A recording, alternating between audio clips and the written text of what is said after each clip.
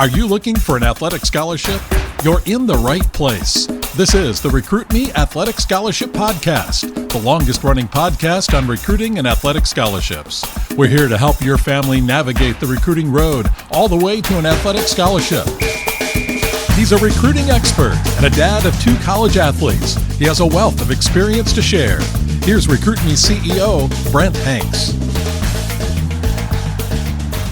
The Athletic Scholarship Podcast celebrated its 500th weekly episode recently and is proud to be the world's longest-running athletic recruiting education podcast. Like the intro said, my name is Brent Hanks, and I'm the host of the Athletic Scholarship Podcast and the owner of Recruit Me, an athletic recruiting education business. I want to thank you for listening to the Athletic Scholarship Podcast today, and also thank those who are frequent listeners. Please like or follow the Athletic Scholarship Podcast on your favorite podcast app, and listen weekly to get 15 minutes that will change your athletic scholarship future. Also, I invite you to visit the recruit-me.com website for more free and inexpensive recruiting tools and resources from Recruit Me.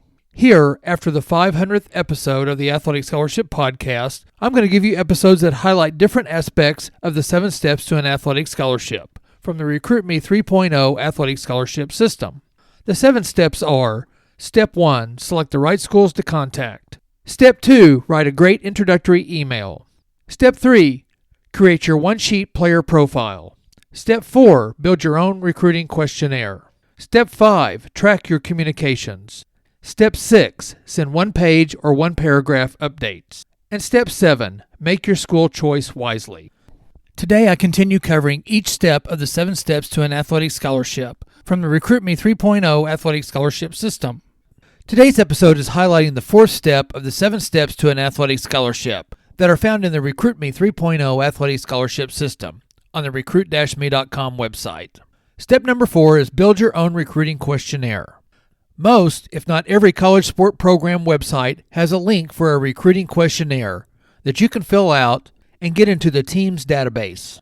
The idea is that if you fill out this or these online questionnaires, a coach will read through all of them that he or she receives, and then they will contact you and offer you a visit to their campus, or they will offer you a scholarship. Many potential student athletes and their families visualize that a coach will see them play, and then contact the potential student athlete, and then ask the athlete to fill out the online questionnaire, and then come on a visit to the campus, or offer them a scholarship. This does happen, but very rarely. Recruit Me and I have said many times in the Athletic Scholarship Podcast episodes and when speaking to potential student athletes that if there are 1,000 student athletes, there will be 1,000 different recruiting journeys. Factors like the college level of play, the sport, the athlete's skill level, the position the student athlete plays, their academic wants and needs, and the academic requirements of a college are just a few of the factors that can change each recruiting path. Recruit Me recommends you, the potential student athlete, to be proactive. And steps 1, 2, and 3, plus step 4, are ways to be proactive. Step number 1 is select the right schools to contact. Step number 2 is write a great introductory email. Step number 3 is create your own one-sheet player profile. And now step 4, build your own recruiting questionnaire. Step number 1 helps you to prepare for the other 3 steps. Recruit Me also recommends you not to send your information to college coaches until you fill out your player profile with your information that fits that level of play. If you have varsity or competitive club stats as a freshman or sophomore in high school, you might think that you should send your info. But you may not have a GPA or test scores worthy of sending, or you may not have the physical measurables to fit a level of play. If you fit the NAI level of teams on your list, then you can send them the information. But you don't want to send your information to a Division I level school yet. Now, sometimes a college may get a hold of you when you are an underclassman. The NCAA has rules on when a coach can contact you, and then the non-NCAA levels have less rules.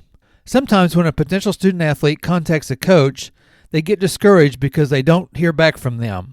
The rules may not allow a coach to contact you. You can find the contact rules on the NCAA.org, the NAIA.org, and the NJCAA.org websites. Recruit Me's philosophy is to recruit colleges to recruit you. The step number 1, research, is doing more than many other recruits that you're competing against do. Yes, it is a competition. The step number 2 is moving ahead of many other recruits by offering a coach a handshake. and you're also saving a coach time and money. Step number 3 is being proactive with your player profile and giving coaches relative information about yourself. Now step number 4 is a step that most other recruits will not do. Many will go online and fill out the team's online questionnaire. But by pre-filling out your own recruiting questionnaire and putting it into a PDF format, you have an advantage over the other recruits. Not only will you send your filled out questionnaire either with or just after you send your introductory email or your player profile, but you will have a template ready to use with all of your information so that you can quickly fill out the online version of a team's questionnaire if a coach requests you to do so. Since most online questionnaires are similar, if not the same, you will save 10 to 15 minutes in your own time by having all your information ready. There are generally 4 areas of information most questionnaires will want. Area number 1 is personal information. Area number 2 is family information. Area number 3 is academic information. And area number 4 is athletic information. The RecruitMe 3.0 system manual has a template with these areas and with example information for you to see what yours might look like. Here is the information that you need in each area. Area number 1, personal information. Today's date, high school graduation date, your name and your address. Area number 2, family information. Father's name, occupation, work phone number, home or cell phone number, college he graduated from, if any, college athletic experience, if any, mother's name, occupation, work phone, home or cell phone number, college if she graduated from any, college athletic experience, if any, and who you are currently living with, your mother and your father, or your mother or father. Area number 3, academic information, your high school name and address, principal's name, athletic director's name, guidance counselor's name, your GPA, your class rank, PSAT scores if you have those, SAT scores if you have those, and ACT scores if you have those, academic interest, or your possible majors. You answer the question yes or no, will I apply for financial aid? The number of people in your family, the number of children in college, the year you will start, and list any of your academic honors. Area number 4 is athletic information. This area will vary, of course, depending on the sport that you are in. When you get into the stats, you want to include the standard stats used for your sport. You'll list your primary position, secondary position, indicate whether you are right-handed or footed or left-handed or footed, if applicable, your high school head coach, his or her home or cell number, your club coach if you have one, and his or her home or cell number, and any other coaches that you are involved with their home or cell number. On all these, you can also include emails. Then you list your stats that are sports appropriate. List some accomplishments and awards. And to top it off, you can list any top players that you've competed against or teams that you competed against. The manual also lists 3 key points about your questionnaire. Key point number 1, instead of completing every school's questionnaire, build your own, which incorporates all the information a coach will need to have.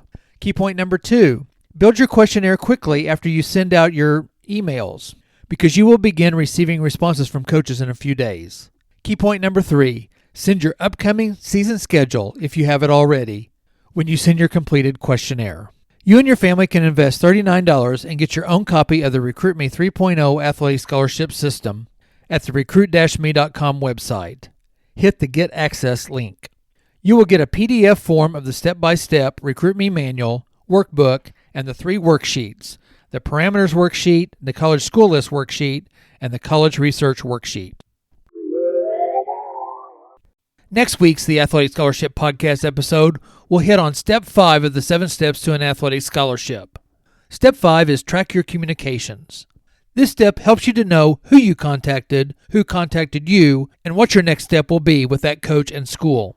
So listen in next Tuesday for episode 508. Please do me and yourself a favor.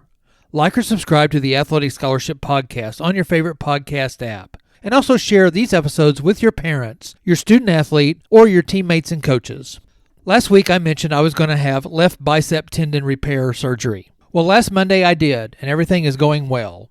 I was able to put my left arm in a sling, and Lori drove me to Sutton's last regular season road trip of his college baseball career. I haven't mentioned much about Sutton's senior year lately because he too is going to have surgery. Back in February 28th, he swung at a pitch and hurt his left shoulder on the swing's follow-through.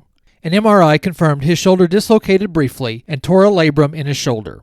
He will have shoulder surgery on May 19th. Right now, he gets to travel with the team to finish the season and will be in Ozark, our hometown, on Monday, April 27th as the team competes in the AMC, the American Midwest Conference Tournament. His Columbia Cougars finished first in the conference regular season with a 27, 11, and 1 tie overall record and a 17, 3 loss, and 1 tie conference record. The winner of the conference tournament gets an automatic spot in the NAIA Regional of the National Tournament. I will give you updates in the next few The Athletic Scholarship Podcast episodes. Also, I will have an episode dedicated to Sutton's college career to give you a look into his experience. We may even get an interview from him. Thank you for listening to the Athletic Scholarship Podcast. And join me next week for another 15 minutes that will change your athletic scholarship future.